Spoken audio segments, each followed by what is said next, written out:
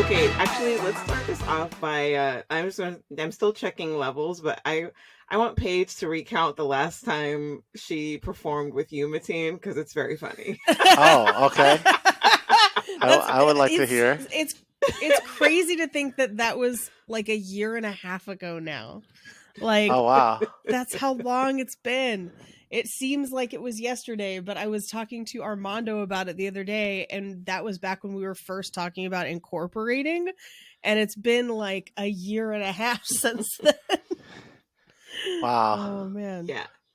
So wait, What happened? tell him what you were at. It was like a bar show, right? Or what was Yeah, it? Oh, it was like the Deep Valley, right? Yeah. Yeah. It was like Yeah, Thousand yeah. Oaks, or Yeah. Sherman Oaks, one of the Oaks. Yeah, it was the Oaks. It was the Oaks, and we had started the show, and when we got there, Alex let us know that you were going to be at the end of the lineup just because you couldn't get there at the beginning of the show. There was like some other show you had or something. And so the show gets started, and it is the worst audience. Like, I don't think I've had a worse audience except for last night when I did a roast for Reddit. But like, Oh, wow. like other than that, like it was the angriest, most ungrateful 40-year-old white people I have ever seen. Just like a sea of upset private school parents. And they hated everyone, every single person that went up. And it didn't help that like one or two of the early comics just bit it anyway. Like even Just with a ate good it, audience, it would have been bad. But then good people started to go up, and they still were just like, no. Like, we paid for tickets, but no. So I go up, and in the middle of my set, you got there, and I got to watch you walk through, because you had to like walk around the audience to get to where the comics were. A group of angry white people wearing a dashiki and a Malcolm X hat. And I just got to watch the wave of like confusion and fear as it swept through the audience. Wow. And I think I actually said hi to you from the stage because I couldn't just outright laugh about it, but it was one of the best things I'd ever seen. And then they loved you, which was great. You won them over. That's my audience, I guess. I did a show in Ohio once, and I was like, this is gonna suck. And then afterwards, they were just so nice. I was just talking so much shit about them. Like, oh man, they're funny. Your entire set that night was basically like, fuck you old white people. And they were like, Yes. He's right, we are old and white. Oh my God. That's the through line of my comedy. Fuck old white people. They loved Armando that night too. He was just like, who's blazing? And they're like, secretly all of us. Yeah. That's funny because that's actually so the first time I met Mateen was in Idaho. At Laugh Fest? Yeah. Yes. Yeah, that was. Yeah. At Laugh Fest. Yeah, two black LA comics meet in Idaho. Yeah. Yeah. I know when I went to Laugh Fest, I hung out with Julian Fernandez the entire time. And for almost everywhere we went, I think they were like, what is that? Like, we've never seen a Mexican this close. Oh, okay. As in the person you were walking with. That's so funny. Okay, well, let's start the podcast. Yeah, let's just do it. Let's do it. Hey everybody, welcome to Black Card Rehab, the show where we go from 0 to black, one episode at a time. I am joined today. Yeah. Okay, I'm gonna have to add that in every time now. I'm joined by my white friend Paige. Hey Paige. Hello. On a scale of 0 to black, how are you feeling today? On a scale of 0 to black, I would love to feel like Lawrence Fishburne in School Days, but I think I'm a lot closer to Lawrence Fishburne on Pee-wee's Playhouse. Wow. It's good reference. Good reference. Little Cowboy Curtis action. Yeah. That's so funny. And Crystal, on a scale of 0 to African American, how are you feeling today? I think I am a jigabee. which is a mix between a chickaboo and a wannabe. Okay. I was A thinking maybe a mix jiggabee. between the J word and a Beyonce fan. A jiggabee. A Yeah, jiggabee. That jiggabee. definitely sounds like a racial slur. It all is. And today I have a hilarious guest. He has an album on iTunes. What's your album called again? It's called Let's Get Mateened. Let's Get Mateened. Let's Get Mateen. Oh my gosh. Yes. Let's Get Um, Mateened. and when this all opens back up, please go see him. He's very funny. My guest today is Mateen Stewart. Hey, And hey. hey, on a scale of 0 to Yay. black, how are you feeling today? I'm black. I'm black, y'all. I'm black, y'all. I'm blackity black. Black. Blackity black. Black. Awesome. And today, okay, so today's topic is, well, it's a mixture because you have experience with both, I guess, the pop culture reference, but also the actual thing. Mm-hmm. So, yeah, so we're going to be talking about School Days, Yeah. which Paige and I just watched for the first time ever. Oh, wow. Okay. Yes, yes, We like. yes. But you were also a part of a Black fraternity, right? Or are also. I am a member of Alpha Phi Alpha Fraternity Incorporated. Yes. Okay. I am. I also went to a black college. Which one was that? I went to Florida A&M University in Tallahassee, Florida. Okay. Mm-hmm. Yeah. And I pledged Alpha there, the Beta New chapter. It's a little different from what School Days is, but some of the things, some of the things, as far as like going to a black college, that you have to deal with, that happened in School Days, because like, what you're saying, the movie is so great because it does expound about like the levels of blackness and how black people, define themselves as black, like when you ask 0 to black, but the different kinds of people, like going to like college in a small town, so you have to deal with the locals. So there was different people, like, oh, these people talked bad about these people because they thought that they were better than them, but then these other people think that these people are acting like they're better than them. So like, what's going on, Yeah. But yeah, it was great. I wouldn't change anything about my college experience.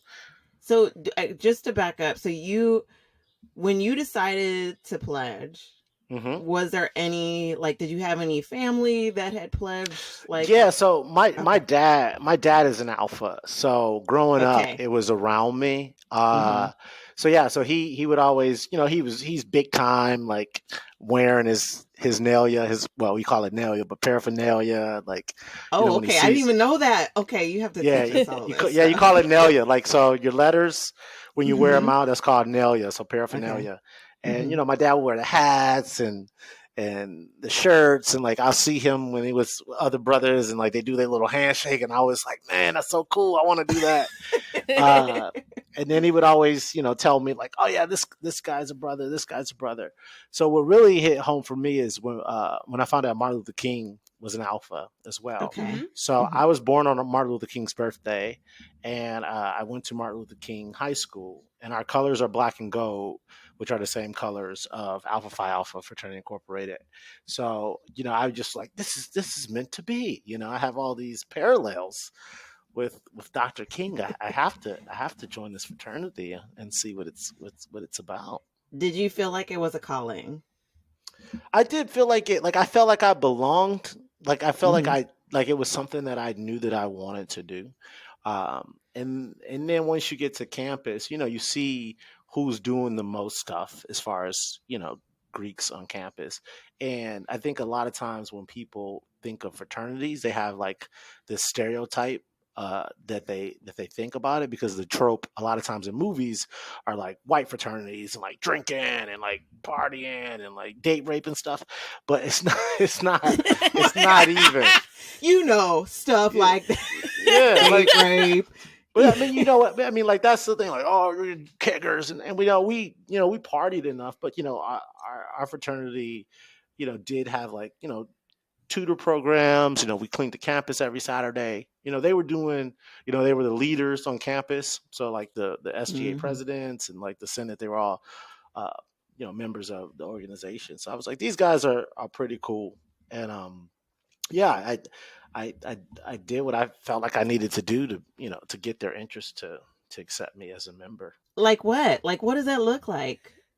I mean, when it's just that's why like being a comedian essentially was like very like easy to me as far as like the social aspect of it, because it's very similar. You got to go, you got to introduce yourself to people, you got to be around. Sometimes you go to parties, you don't want to be there. Mm. And yeah, that's yeah, you go to places you don't want to be. You stand in line Open for mics, stuff you don't yeah. want to. Yeah. You don't want to stand in line for. That Mhm. most of these comedy clubs are like fraternities. They're just like yeah, what it is. So yeah, you just and you get a brother, just a couple brothers to sponsor you for membership, 2 in a chapter, and then 1 outside of the chapter, and yeah, they vote on you to see if you're if you're an alpha man quality, and I was, and I pledged in the fall of 2002. Okay, so when you were up for what you were being voted on, was there somebody who they voted no on and you were like, yeah, I see that? Like, or Well, the opposite? Well, for me, we didn't really, you as an initiate, what you're called when you're or aspirant, you're not you don't know what's going on in the chapter because So you're you didn't outside of even the know chapter. like who No, else was applying or like trying to Yeah, be. not till you join your class. Yeah, you don't know. no. But I mean, imagine like some people like probably said something. There Like, were over 300 boys or men at Mhm. our interest meeting. Yeah. So there was Like- so there were over 300 that one potential aspirants, and but who were only voted on? but only yeah, 20 yes. made it. Only 20 Okay. were able to Mhm. make it. Also, I want to say use this disclaimer: Alpha Phi Alpha Fraternity Incorporated is a non-hazing organization.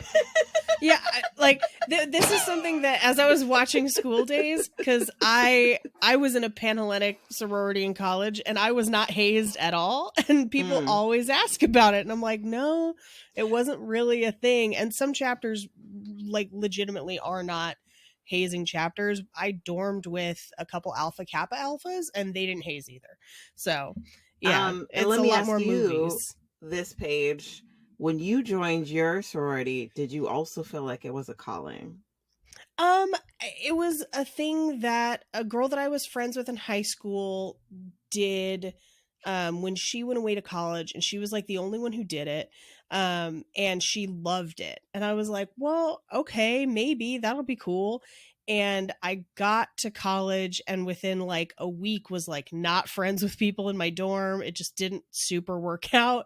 And so I roped in one of my few friends who was a friend from home that went to the same college as me, and we both pledged, but it's kind of a different format, I guess you would say, where because we went to a school on the West Coast that didn't have like a huge legacy program for the Greek community, we literally just kind of got to show up to meetings, go through like a meeting and interview process with about 500 other people, and then you kind of narrow your chapter down, and then you go to more meetings with those chapters, and then they vote internally, which you don't get to know about until you vote on the next class, basically.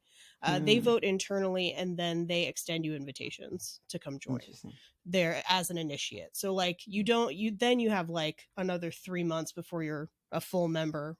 But yeah. Mm-hmm. Okay, and nobody asked me this, but I also was in a sorority. Which one? I didn't know this about you. I'm so glad that you're bringing it up.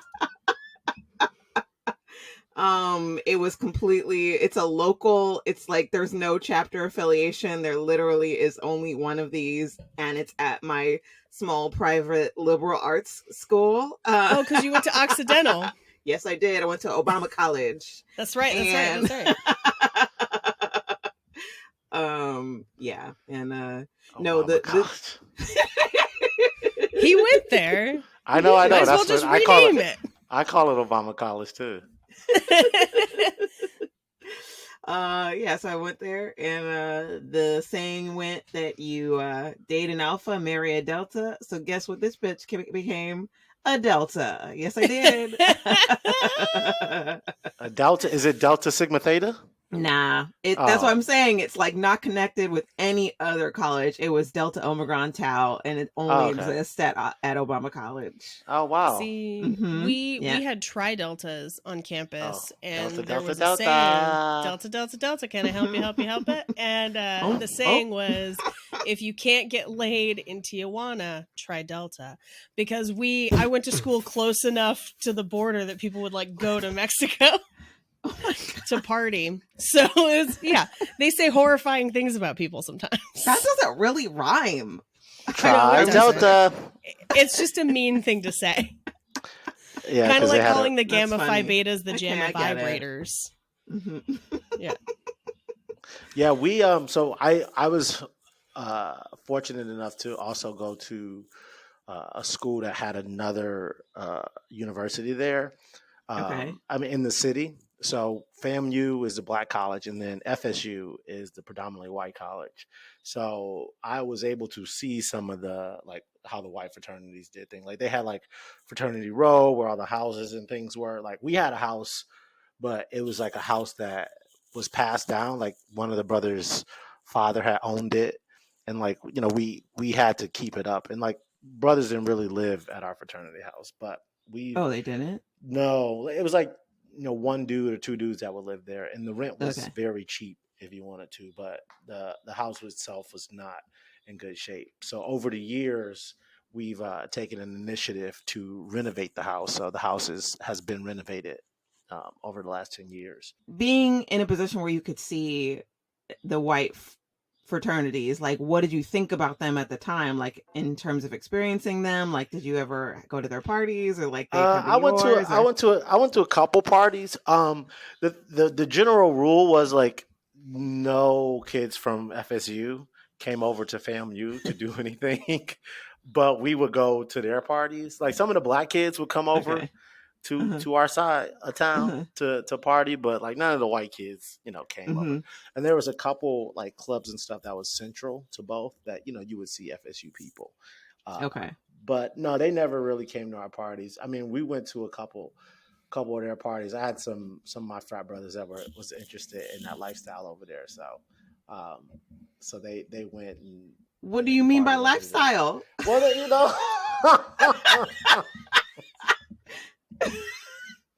well, they liked white girls, and so that's where they were. At FSU. That tracks.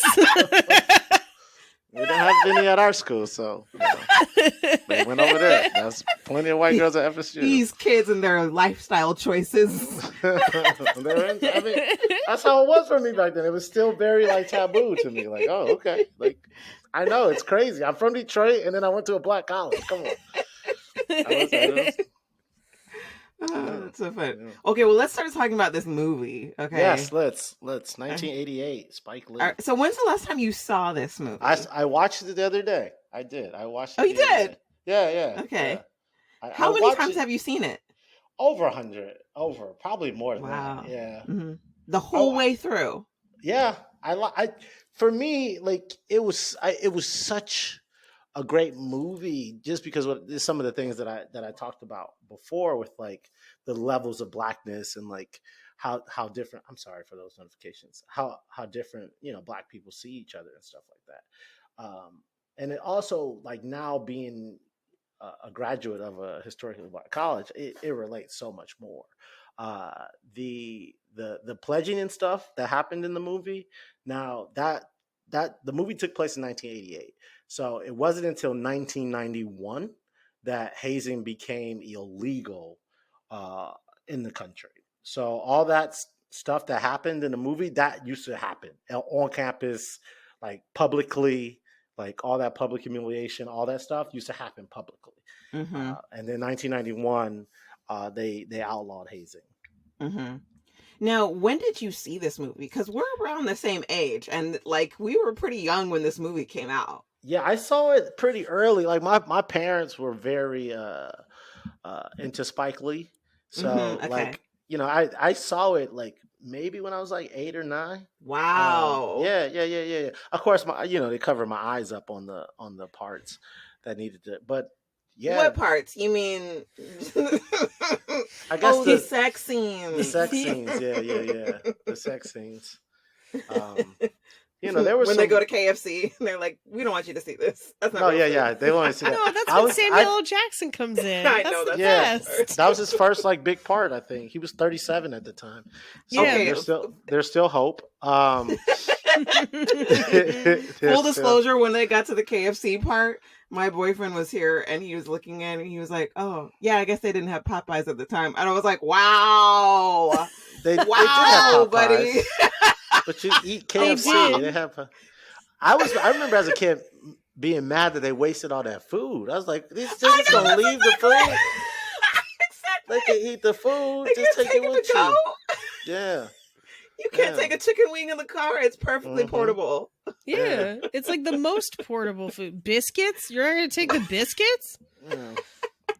But yeah. Okay. But I mean, so you saw when you were 8. Your parents were. Yeah, that's really dope. They're very into Spike Lee. But also, I remember, that the musical scene in the middle.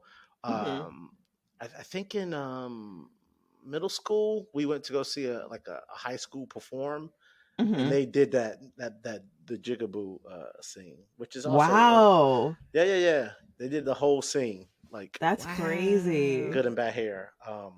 And that scene itself is like it's all light and fun, but it makes so many valid points about being black and like good hair versus bad hair and all that stuff. But yeah, Lawrence Fishburne was in this movie, and he was a little too old to be in college at the time. But as Larry Fishburne, was that I was like, this man is no Larry. This is nobody's Larry. This is that is Lawrence. I'm not mad at it. Yeah, I love him in this movie. Yeah, Spike used all the same people, and that's what was so great about him. He uses boys. Like if you look at all Spike Lee movies, like there's some of the same characters in all this movie. He uses boys. He uses sister. His dad did all the music for the movie. Yeah. But yeah, Mission College, just that's So that was an interesting aspect about the movie. The divesting from companies that supported apartheid, and because that actually happened at Obama College. Of course I wasn't there, but yeah, that's one thing about the history that I found out that I really liked about my school was finding out that there were protests, just like there were, at this fictional college, but like at a lot of colleges across the country. So I like that bit of history being in there. Of course at the time it was like more recent, but yeah. Yeah, we protested a lot when I was in school. So when I was in school, Jeb Bush was the governor of Florida. So, they had like the One Florida initiative, which was like to get rid of affirmative action. So, we protested that. We protested voter suppression in 2000 when the presidency was stolen by Jeb Bush and the Bush family. I was there in Tallahassee when all that stuff was going down. Wow. So yeah, my 4 years of college was very eventful. It was just like, we had a bomb go off at our school, like a racist. Oh my God. Yeah. A racist vending machine guy. He left a bomb. Yeah. And it malfunctioned. So I remember, being in the building and it just, you hear this loud noise. It just felt like a bookcase had fallen down above you. But oh shit. But yeah, college was very, very, very eventful for me in those 4 years that I was at Tallahassee. But like, how much of your like expected college life was based on what you had seen in this movie? It was a good starting place, like like the parties and like the band. Like at our school, the band was like the shit. Like our band is Mm. known as the best band in the land. We're called the Marching 100, and Mhm. everyone would go to the football games, not for the football team, but To just see to the watch the band. band. Yeah, and then they would leave after the band was over, and then yeah, yeah, and yeah. If you guys get a chance, look at the Marching 100. Mhm. We're a pretty good band, but yeah, just like the fraternities, you know, when they're sitting together and like everyone's sitting together. Like in my fraternity, we always sat on the 32-yard line, so that was our spot. You know, we'll go. We have our banner up. We're sitting next to like the Deltas and the Kappas and the AKAs and the Qs and Sigmas. So, Mhm. but at one point, while I was in school in the chapter, there wasn't a time where all of the fraternities and sororities were active on campus. So that's one Oh, thing that I didn't get to experience, where like everyone okay. was active. Like there were people that would like be suspended for certain instances, or you know. Hmm. Also, I would just like to repeat that Alpha Phi Alpha Fraternity Incorporated is a non-hazing organization. This happened on our campus also, where the Sigma Alpha Epsilons that were our neighbors on Greek Row hazed a bunch of pledges and videotaped it and put it on YouTube because YouTube was new at the Oh time, my and God. they were also suspended. So like, yeah, Yeah, it you happens. can't do it. Yeah, after I graduated, some guys, some Kappas, they actually went to jail because a kid, he got beat with a cane, and Oh, I uh, remember that. yeah, he had like he Hmm. developed like, so you develop a shell on your butt if you get Hmm. hit with a paddle or a cane. So the shell like busted, and he, you know, they charged Yikes. those guys with assault, and they lost their lives. I mean, luckily they got exonerated, and you know they're those guys are able to live their lives now. But they went to Hmm. real jail. Hmm. They Yeah. went to real jail for that. Hmm. Well, that's a kid had died at our campus a few years prior from alcohol poisoning Mm. because he was hazed and forced to drink way more alcohol than anyone should ever drink. And then they just left him alone. And so, yeah, that was by the time I got there, probably almost 10 years later, they were adamant about not hazing. And that's why they were Mm. so harsh to the SAEs when that came out. Yeah, some people, you hear it all around, people dying from alcohol poisoning or Hmm. exhaustion. That's Yeah. another, Hmm. thing that, people die from like late nights. Yeah, you pledge it and then you still got to go to school in the morning. So, Hmm. um, but yeah, but I mean, to tell a story, my dad tells me stories and I'm like, they did all this shit in public? Like, yeah, like, Oh my God. Like what? carry, like carrying your bricks around all day, Oh. Oh, all yeah, in your day. bag. Yeah, Yeah. or no, around your neck, like all that stuff. Like, Oh my so God. a lot of Dang. people don't know. Like, so School Days was based off of like Spike Lee's experience going to Morehouse College. He Yeah, give us a he primer on he on was school he days. Yeah. so he pledged Q, but he Oh, didn't okay. he didn't cross Q. Oh, he So didn't. no, he's a an eternal lantern. So when the Qs are pledging, they're called lanterns. Hmm. So yeah, so like all that G5G, that's all based on like Omega's side, Omega, the Omegas. Um, Hmm. and they had to use a fake fraternity because you cannot represent a real fraternity if you're not in the fraternity. So Wow. everyone Okay. that had real fraternity letters on in that movie or sorority, they were in that particular fraternity or sorority. Yeah. I Oh. Yeah. saw some AKAs in the crowd and I was Hmm. like, oh, like that has to be a real AKA because you can't Yeah. wear the letters if you didn't Yeah. cross. Yeah, Yeah. yeah. If you don't cross, they take that like very seriously. And even now, we're like, you see these people, we call them perpetrators, who pretend to be. Oh, this is like stolen valor. Yeah. Yeah, and it was a big thing because like a rapper, Lil Bootsy, he wore like a Kappa Alpha Psi shirt, and everyone was like, "No, bro, you can't do that." He was like, "Well, fuck y'all. Like, I'm wearing this. I like the shirt." And it was a little bit of a thing because some Kappas on certain universities they stroll, Like they do their fraternity stroll to the Mm-hmm. Little Bootsy song, "Wipe Me Down." Mm-hmm. So he was like, "Yeah, if I can't wear this shirt, stop doing my song." Oh. Oh. Yeah, yeah. It was a thing. We take it pretty seriously. We take it pretty seriously. Well, that's also why, like in Beyonce's Homecoming, like the Coachella one that's kind of themed around HBCUs, she's not wearing actual letters. She's wearing her own initials in the style of letters because she never went and didn't cross, so she can't wear letters. Yeah, you can't do it. But yeah, it's big business.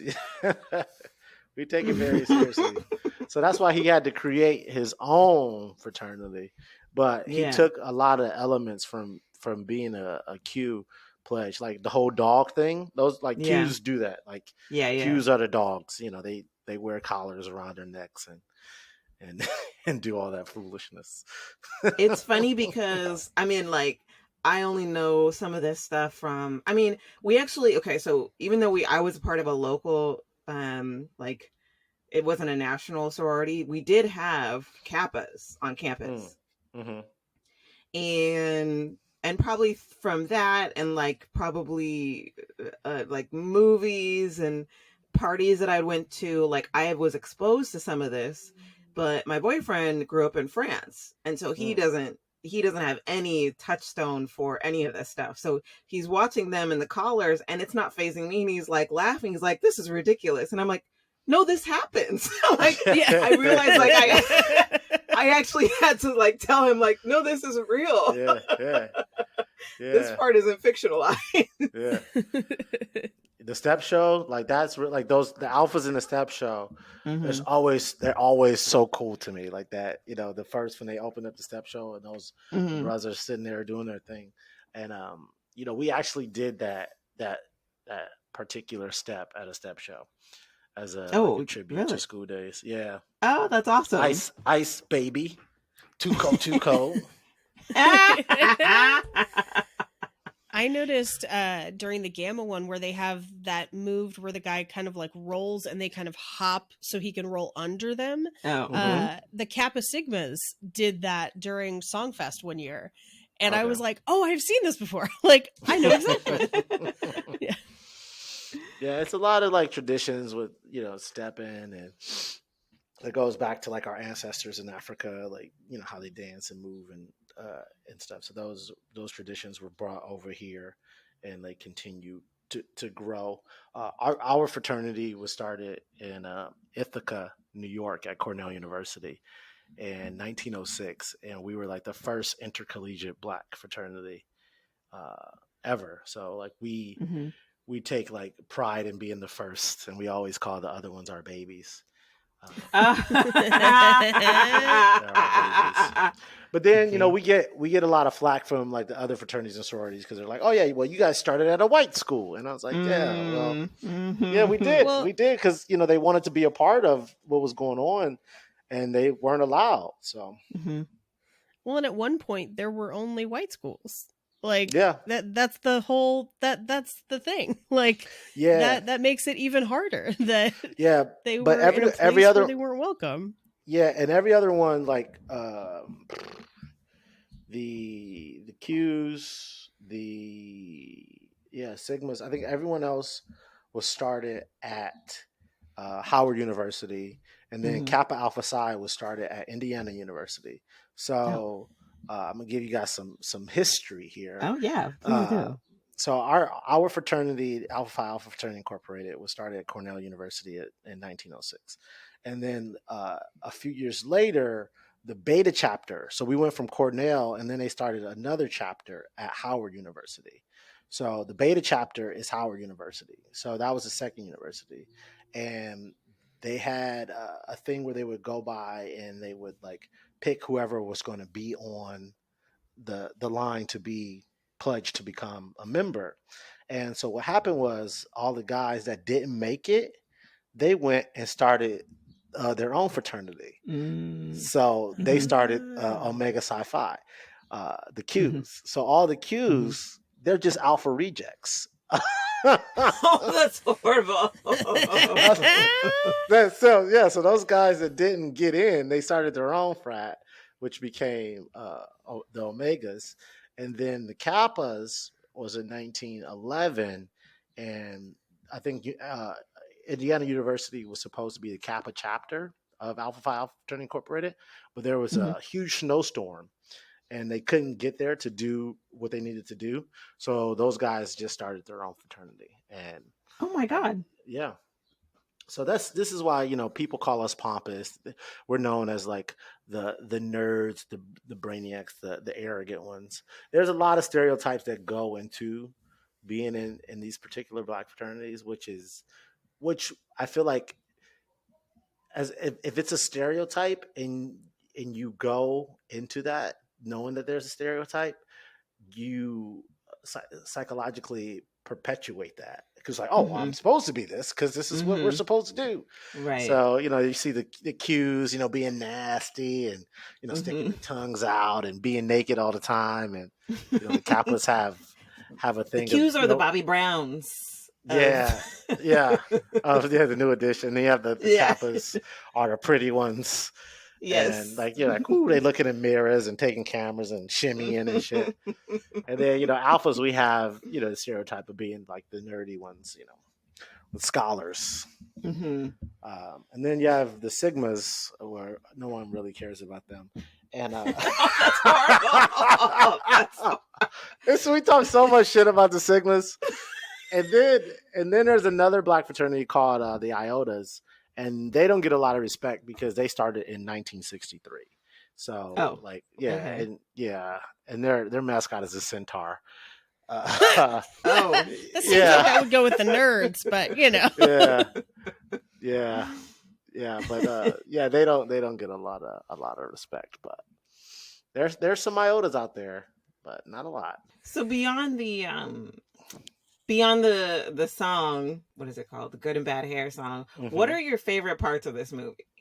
My favorite parts of this movie, I like the part, I like the pass the pussy moment when he's like, take this $5 you got out of my cage, and you tell him that's a real, and I really love the step show. I read that fight that happens in that is real. It's a real fight. Yeah, they were really fighting. Like it started. Yeah. And like we watch it and you can see the moment when the fight really started. When it just happens. And then like it's so like being in LA, and I've been here for 15 years, and so many random things have happened in my life. And you know, I grew up watching this movie, and you know, to be in LA, and then this guy that was in School Days, he plays basketball at fucking LA Fitness. Like that's so crazy. You know, his name's Silk Cozart. I've played basketball with him so many times. He was a guy that he wasn't a main character, but he had like he was a gamma, and he had like the really slick hair with like the mullet curled up. It was like pressed and curled, like the perm. He's a great character actor named Silk Cozart. He's in everything. He's been in everything. But you know, I remember moving out here, and he was at the LA Fitness playing basketball. I was like, oh, dude, you was in School Days. That's crazy. Yeah. But so I also like the splash party where everyone dressing. Oh they're dressed up in swimwear, like bikinis and that was I identified with that a lot, because whenever people couldn't think of themes for parties, it was just like, what's the least amount of clothes we could wear? And they would do things like a swim party, or ABC party was very common when I was in college, and it's an anything but clothes party. Yeah. Okay. I went to those. I went to one of those as an adult out here in Los Angeles. Oh, really? Yeah. But yeah, the parties, like we would have parties at, you know, random places. There was we always joked that, you know, parties at the Chinese super buffet. So after the Chinese super buffet would close down, we would have a party there. We partied at Red Lobster, at Applebee's, at Olive Garden. We would, you know, shut down these parties and have shut down these restaurants and have parties at these restaurants. I'm a big fan of a theme party. I'm a big fan. I love it. Did you guys have theme parties? At Obama College? Yeah, we did actually. I would say, like, for the most part, our school is pretty good at putting on actually school sponsored parties. I don't know how, but they just, I mean, maybe because it was private, there was like, and they had good people in charge, but we used to have this party every year. Um, there was this like area of like grass, like a grassy knoll, I guess, in between these two dorms. And there was a dorm next to it called Stewart Hall, which we called Stewie. And we called that area in front of it Stewie Beach. And so every year there was this party called Sex on the Beach, and that's where the party took place. Yeah. And they let you call that Sex on the Beach, Yeah. the college? And they wow. promoted it to the whole college. Like, That is yeah. wild. I went back one year. Snoop Dogg was performing for free for students and alumni. Like, I was like, okay. Damn. Yeah. So We had a couple crazy parties, but nothing like Sex on the Beach. You couldn't really party on campus because there was no alcohol on campus. oh yeah, we could have alcohol on campus. Oh man, like that's Yeah. crazy. Yeah, We we had a a lot campus of college. bar for a while. what? Yeah, A yeah. campus and bar? a campus bar. It wasn't until like my last couple years, because I did a weird thing where I went alumni halfway through and then ended up at UCLA. But while I was in between UCI and UCLA, they finished the campus bar. They finished building it, and then that's where all the parties were. And they did it so that people could walk home, so that you like okay. had a place to drink and you wouldn't drive. But also campus would throw a foam party every year. Oh yeah, we had one of those one time. Yeah, and I just remember my sisters telling me not to go because there was tons of jizz in the foam. Right. Yeah. That was See, yeah. I hate to like stereotype, but that's a white people thing. Foam parties. Oh, 100%. Yeah. No, Well, definitely getting your hair wet at a party. Yes, Sure. Yeah. Like, yeah, let's just make this like I went to a couple, but like one was at Panama City, and then another one I went to was at this bar called Floyd's, which was right across the street from FSU. And everyone's slipping and falling. Yeah, it sounds Drunk. gross. I never went because I was just like, I can only imagine this going badly, so I never went. But it sounded disgusting, and I can assure you, the Alpha Kappa Alphas weren't there because they were hanging with us that night. Yeah, they don't want to go. But there are some differences in like, especially like with rules being at a black college, because I know when you, to reference back to the movie, so when Spike Lee went to the dorm, when his character went to the dorm to find a girl to have sex with, Right. I don't know if only you guys, girls in that dorm. yes, Yeah. only girls, And he could only meet them out in the yes, he right? could only be in the lobby, and that movie was made in 1988, and I went to college in 1999, and still same rules, same rules. You know, no girls and boys dorms, no boys and girls dorms. So when you wanted to go visit a girl on campus, you went to the front. They let you in, and you could only stay in the hallway. So freshman year, you had to if you wanted to do the grown up, you had to be adventurous. You had to get creative. Yeah, that was the rule in 2006 when I went to college, where normal dorms, you could, anyone could be anywhere. But if you were in Greek houses, as far as sororities, men were not allowed upstairs. It was just in the lobby. Yeah. Was your sorority, was it funded by the national organization? Yeah. And those were their rules. And so you had to basically abide by their rules. Now, we did have a back door that people would constantly sneak people into, but officially, men were not allowed past the lobby. Yeah, and all of our dorms, not even like every single dorm was not co-ed at all. Any living on campus, except for like it was a little adjacent to the campus, we had like an apartment complex called Phase 3 in Palmetto. Like those were co-ed. Like you can go there. So if you were lucky to date someone in Palmetto, you'd be like, all right, yeah, I could spend the night. Your roommate's gonna be there. But I can spend the night. We had a building called Tucker Hall at our school that was never locked. And so if you can imagine a building that's never locked, what took place. And over the years, Tucker Hall has has garnished the name I get it. I'm Yeah, sure yeah, it's Fucker Fucker yeah. Hall. Fucker Yeah. Hall, yeah. Yeah, I see what they did there. Yeah. Mm-hmm. Well, I mean, and that was still the case. I at least for half of the seasons of A Different World, like where it was separated men and women, Mhm. which, by the way, most of the cast of Different World came right out of this movie. But they actually, it looks like they were like the first season of this and the movie were like filmed like at the same time, which must have been, I don't know. Like, I don't know how, people thought of that, because I don't know. What is Cosby? I mean, okay, whatever. People, we're going to talk about Bill Cosby right now. But what was his relationship with Spike Lee at the time? Because I don't necessarily know if he had a relationship with Spike Lee. The Derek Bale, who's also a member of Alpha Fraternity Incorporated, he plays Ron Johnson, right? And then you have Jasmine Guy, who is in it. I don't know who else. Oh, Kadeem Hardison, Dwayne Wayne, yeah. Kadeem. And I think those are the only three. Well, the three main characters, but I mean, I imagine, like, I bet you there's some crossover and even like some minor roles. And also, they only use like 12 black actors That's in true. the 80s. The golden children. Yes. As you can see in all of Spike Lee movies. That's true. He uses the same people in every movie. You can see these same people in Do the Right Thing, in X. She's Gotta Have It. Which I only seen part of. It's a good movie. It's really good. It's remarkable to watch it and think that this young 24-year-old kid came up with this and he did all this by himself. But you know who was in this is Lieutenant Souther from Sister Act. Oh.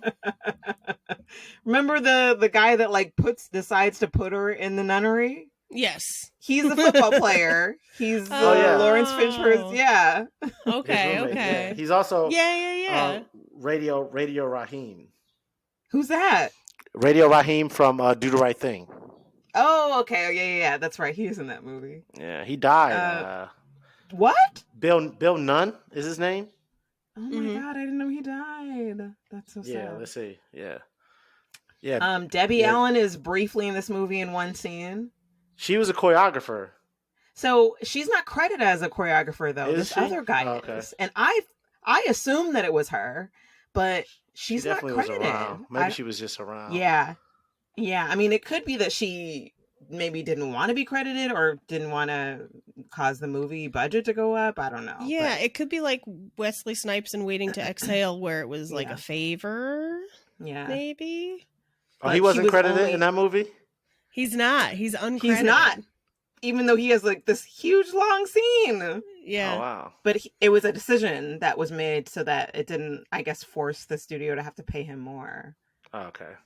Yeah. Just as a favor. Because, I mean, and there's a connection right there. If Debbie Allen, because Debbie Allen was the producer of A Different World. Right. Well, and she directed it for many years also. And so this was the other thing I loved about the movie. I don't know. Well, one, I probably need to watch more black movies. That's been established, but we know. I don't think I have ever seen a love scene, like a sex scene, with a dark-skinned black woman with short natural hair. Oh yeah. Oh, that was a part You didn't of see the Queen movie. and Slim?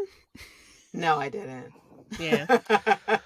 But that's the one thing I love about Spike is like he had the vision to like put all black people in movies, like of all things. But that also went towards the thing where like she made a point. It was like, you just with me to preserve your blackness. You know, you're trying to use my darkness as a status symbol. Yeah, as a status symbol to show how black you are. And I was like, wow, that's fucking heavy right there, bro. That's But yeah, he put a dark skinned sister with natural hair at the lead.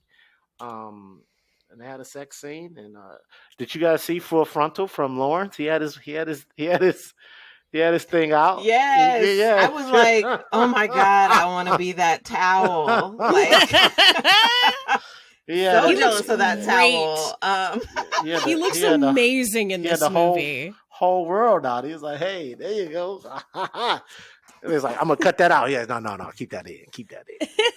This is only, by the way, because I looked it up because I knew that one of Lawrence Fishburne's first roles was Cowboy Curtis on Pee-wee's Playhouse, and I was like, he looks so much better in this than he ever did on Pee-wee's Playhouse. And I looked it up, and Pee-wee's Playhouse was 2 years before this. Oh, 2 years before? 2 years before.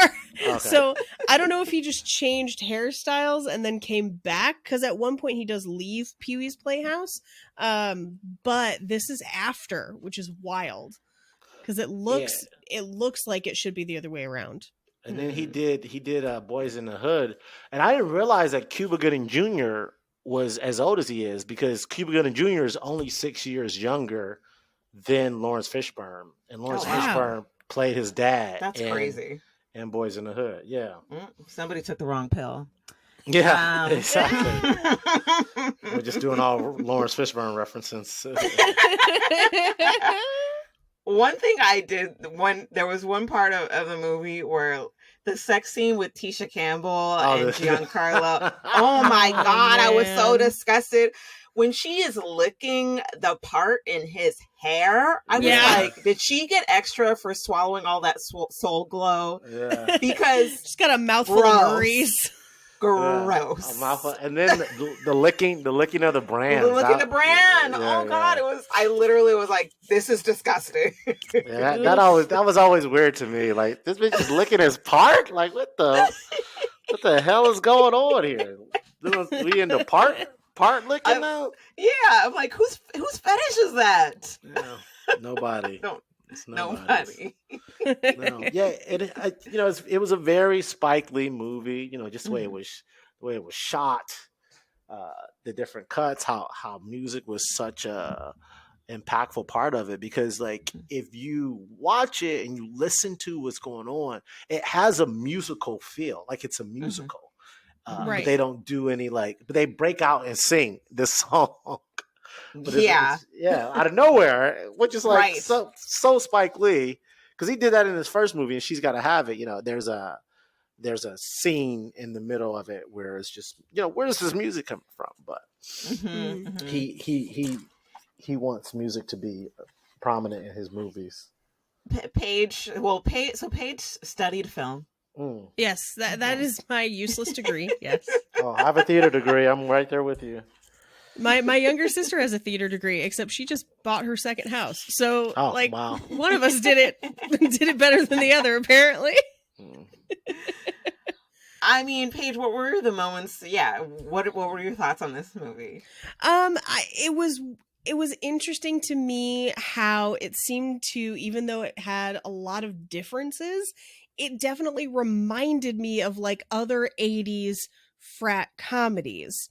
Just with like slight differences. And the thing that I think elevates it above a lot of those movies is Lawrence Fishburne's storyline, and basically the comparison of different types of blackness, which at certain points made me very uncomfortable. And I'm just being completely transparent, where I was like, first of all, you're all beautiful. Secondly, I can't say any of these words. I wish this wasn't so catchy. I can't sing any of it. But during the Good Hair song, I was already like, wow, they are going in. This is some hard black on black crime. And then they had the masks. And I was like, oh my goodness.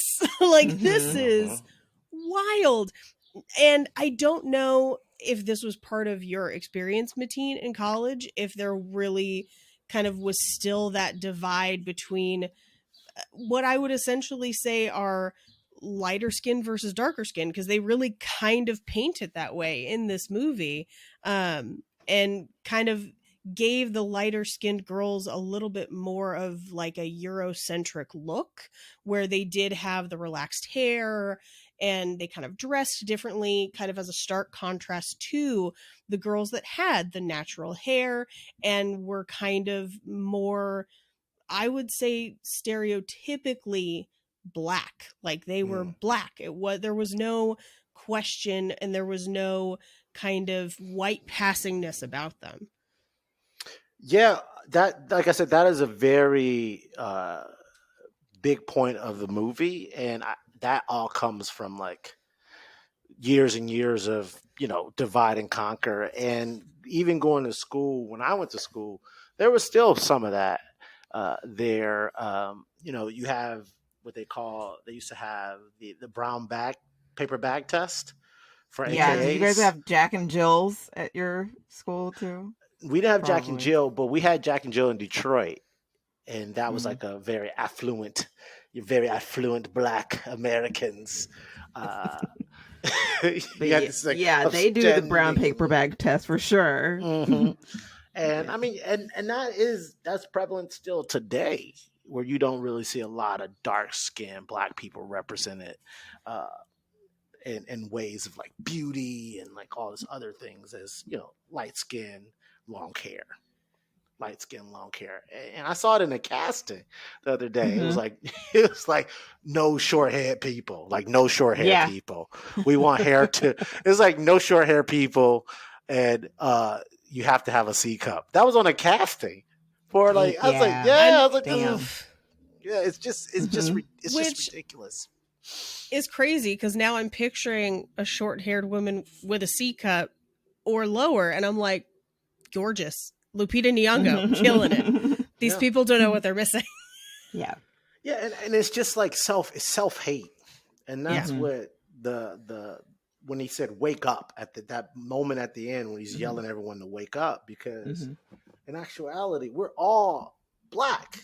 At the end of the day, we're Black, and if someone sees you walking down the street, they're gonna see two Black people. They're just like light skin Black, dark skin, no, two Black people. So we're all Black. We all need to wake up and love each other, and not hate our Blackness or hate other people for their different kinds of Blackness. And I've fought this a lot, being from Detroit and going other places, and people don't think I'm from Detroit because I speak and talk in complete sentences, and I'm like, I'm from Detroit. I'm not from the suburbs. But they're quick to be like, oh yeah, you went to school with all white people and you're from the suburb, like, and I'm the complete opposite of that. The complete opposite. And that's one thing I like about going to a Black school for my college, is because it prepared you for the real world, in the sense where it's like, here's how everyone else is going to see you. You need to be able to deal with that. And I wasn't just another number there. I felt like if I would have went to a predominantly white school, you're just like, oh, here's your social security number, this is who you are. But at my school, I felt like it was more of a family, and we're FAMU, and we always say family. But like, I felt like I was a family. Like, I can still call my professors that I went to school with today, and they'll still, talk to me. And that's my Hallmark moment is over, guys. I'm sorry. Well, I will say, bringing up Detroit, probably one of my favorite moments was in Lawrence Fishburne and the head of the Gammas are talking, and he's basically trying to convince him to let Spike Lee cross. And the head of the Gammas is like, you identify this one way with Africa. I'm from Detroit. I'm from Motor City. I am American. Yeah. And it was interesting in watching it. I was like, that in itself is a Black identity. That is a Black touchstone in America. And there is strength in declaring your place in America and taking up space in a country that doesn't want to give it to you. And so I was actually really excited to kind of see them accept each other at the end, because I was like, he's kind of got a point on that one. I was like, he also has a strong identity that I'm kind of happy for him to have. Yeah, he's Black. He's not trying to be anything else that he's not, because that's who he is. And I noticed this, especially when you go to other countries. And especially when I went to China. When I was in China, I was there as an American. So when I was there, those Chinese people saw me as American. They didn't see me as a Black American. They saw me as American. And I know they are very racist towards the Africans there. But that's like because there's a long story about that. But they're super racist towards the Africans. But I didn't feel any of that, because I was an American. And when you go other places, like you're an American, like, and that's like people don't see us as Americans here, but other people see us as American. Even when I went to Africa, I'm an American. Yeah. You're American. You're not African American. You're American. So. Yeah. Well, and the interesting thing, so I visited Howard, but so I don't know if I've talked about this on the podcast, but what happened for me was up until the point, honestly, until I started doing comedy. So like before that point, like I only had 2 experiences really with Black people, and one was with my family where I was accepted, and then outside my family where I was not. And that's because the Inland Empire, and I would say to, I mean, a larger degree, like Southern California, there kind of is these 2 tracks for Black people, which is like you're already in middle class or upper class, and then you're lower class. Like, and so what ends up happening is, what I think is happening is this, there's just like that ends up being the big separation, and there's you get seen in a certain way based on like where you came from. And so my experience with being around Black people who were not from my family was I was either I felt uncomfortable, probably for my own insecurities, or I was made to feel uncomfortable. Like it was a mixture of the 2.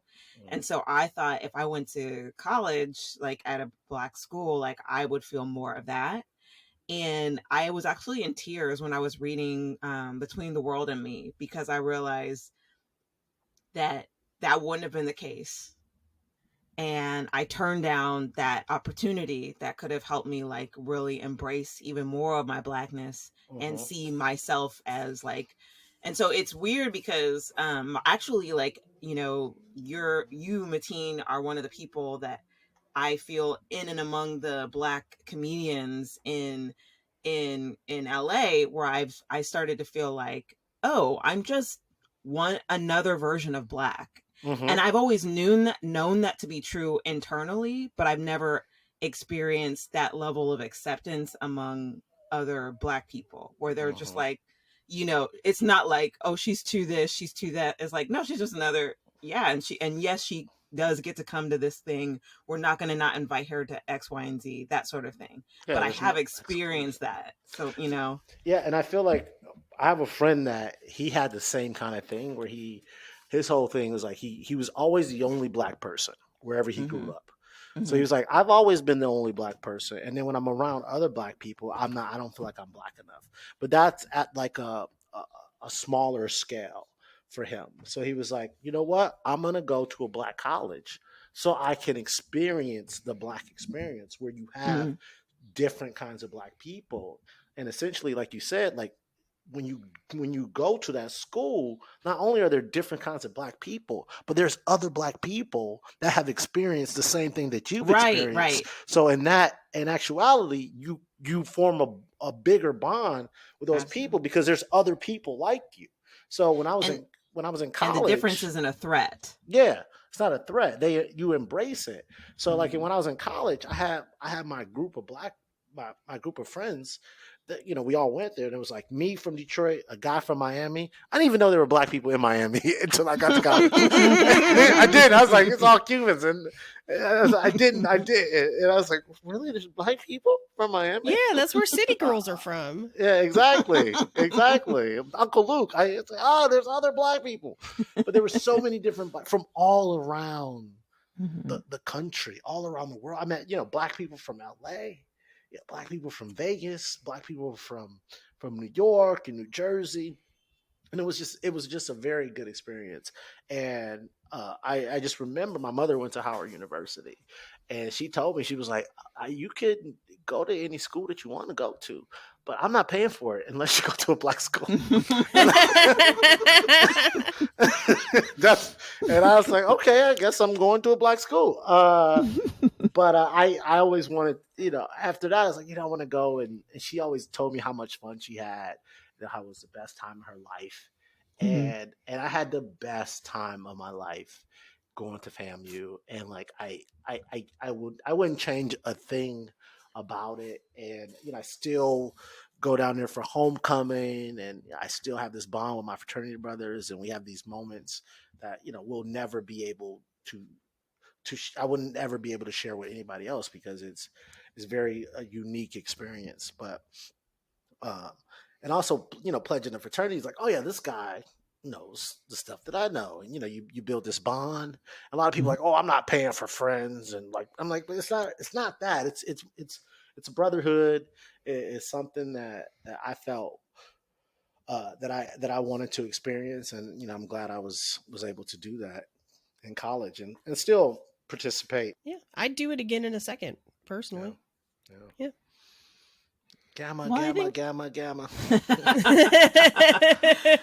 Nice. Oh, well, we should mention like that really triggering gaslighting scene at the end with Tisha Campbell. Oh and, my god, Yeah. I couldn't believe that was painful. That was like, kind of painful to watch. the Yeah.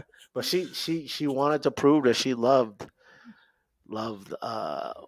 for the love of the fraternity. He just used her, and that was just bad.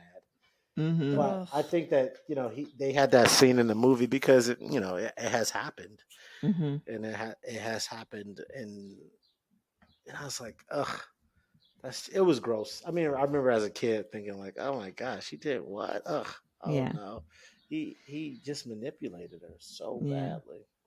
Yeah. I think the saddest thing, like kind of a bigger picture thing beyond this movie, is that like even though dark-skinned Black women are kind of elevated and celebrated in this movie, like we don't really see the careers of those women in this movie taking off the way the other ones did. Yeah. And I mean, like I looked up a lot of the women, and it's like this was like their only credit. And that was kind of sad to me, and also sad, and this is just like kind of putting everything in context, just like making sure we don't, just say all the good stuff. But like one of the things that happened that I'd read was he wanted there to be real tension between the darker skinned women and the lighter skinned women. And so he actually gave the lighter skinned women better like housing. Restrooms, yeah. Yeah.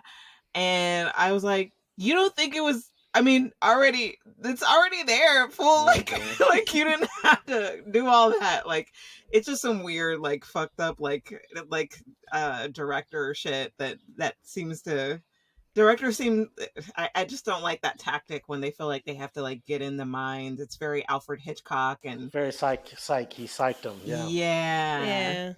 Yeah, because he put the facilities were a lot better for the light skinned women. Yeah. Because he wanted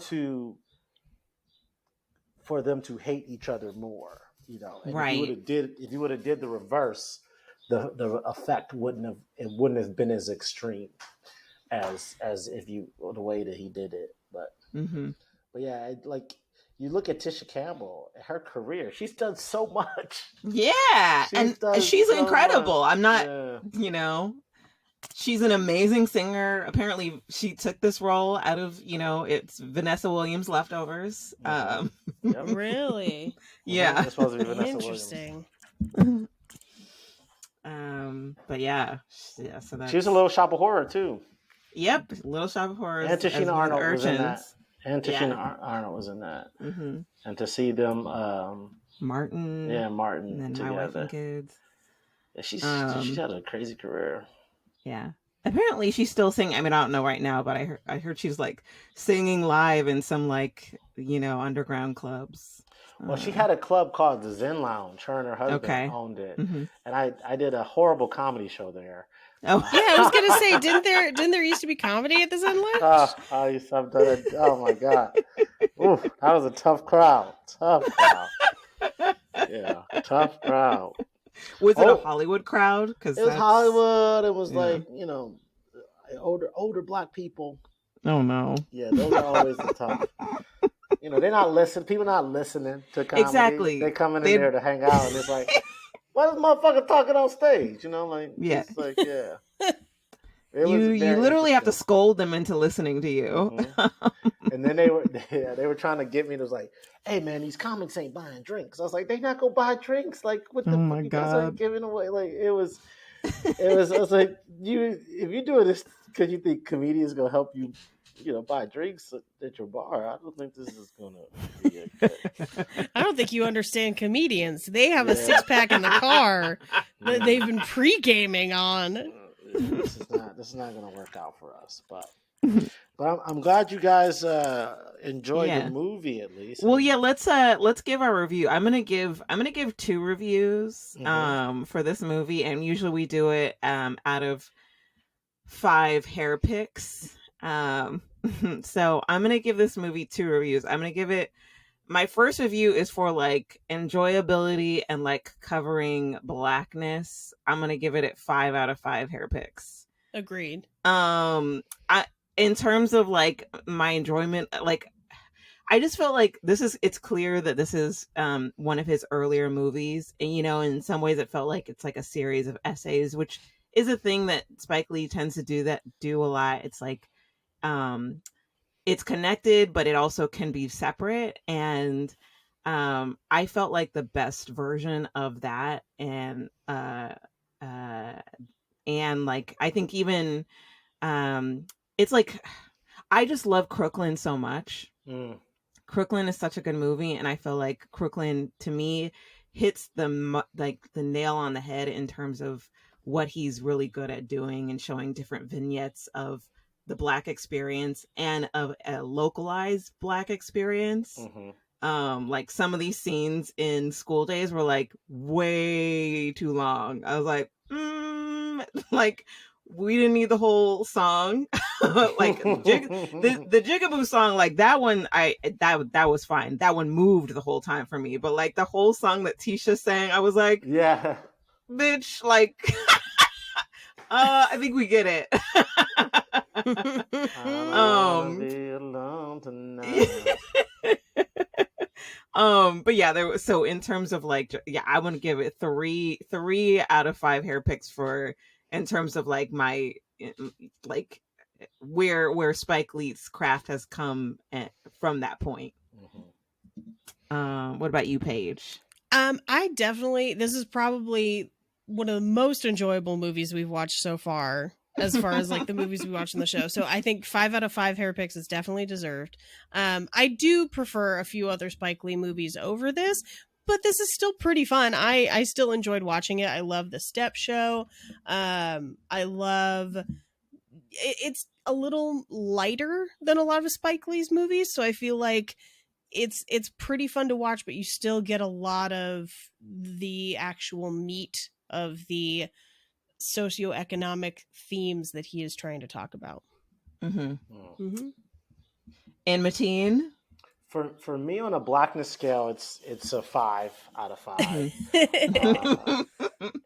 As far as Spike Lee movies and the message, I give it 4.5 because there are some scenes that, like, why is this lady in an evening gown at a splash party singing? like why is she's in the whole, Phyllis Hyman. Yeah, Phyllis Hyman singing this. I was like, did he owe her a favor? Like, did he do her? She just in this evening gown singing this slow ass song. You should have played that on a track, Spike. I was like, why? It's a very, very Spike Lee movie, and like I said, you said too, it was his first movie that he got real money to make. Yeah. So you could tell like he still ran out of money to do some things. Like they couldn't have the football team play the game. Oh yeah. Yeah. Well, and at first too, like there was a while in the beginning whenever Lawrence was talking to his friends, like they never would show the whole room at first. So I was like, did they film this at 2 separate locations? I don't even know what school did they use? Was it Morris Brown? No, they actually, in the beginning, I read that they'd used his school, and then like they didn't like how so they didn't like how they thought he was portraying HBCUs, and so they kicked him off of campus, and then they had to find another place to film it. Yeah. Yeah, a lot of people get mad when you also Spelman and Clark Atlanta. Oh, he was kicked off those campuses. So yeah, he finished it at Morris Brown. Okay. Because Morris Brown needed the money. Morris Brown lost their accreditation Oh shit. a few years ago. So, but yeah, I give it. I think it was good. It's not my favorite Spike Lee movie, but it's. What is your definitely- favorite? I like X. Okay. X is my favorite, followed by Do the Right Thing, and this would have to be a third. But this, like you said, this is one of his fun movies, and this is a movie like I can watch 100 more times because every time I find it, I find different nuances in it. Yeah. And What's I relate to it. What's a quotable line that I should know so that I can prove to people that I've seen this movie? Like- Oh, you have your own. You a jigabee. That's great. you created your own. That is hilarious. I'm a jigabee. I'm a mixture of both. That you can stamp that, trademark that shit right there. That's it. I love Sam Jackson. I love his character in it, but yeah, Sam Jackson. You Negroes think y'all better than us? What does he call them? He calls them something. I forget. There's a few N-words exchanged because Oh, there was. when Oh, Lawrence Fishburne walks away, he's like, "You're not N-words." oh yeah. The guy that plays the student body president or whatever his title is. Yeah. Don't you niggers ever stop? Yes. Okay, so I'm gonna remember that line. Got it. I'm gonna practice this after we get off. After we stop recording, I'm gonna be in the mirror. But he sounds exactly like in I think it's Late Registration, Kanye's like the skits in between the songs. Yeah. He sounds, I think he was trying to make him sound like this guy, or maybe it is the guy, but it's like, he's like, and when my dad gets out of school, guess what I'm going to do? I'm going to go to school. And then my dad was getting degrees and degrees and degrees. So many degrees. It's so many degrees. Like, what's going to keep me warm at night? Those degrees. That guy sounded exactly like the guy in those skits. Mm-hmm. That's what it is. Those are the guys that go to a black college to experience to have the black experience, Yeah. But they're all around America. But I'm so glad that you guys watched it, and thank you guys for having me.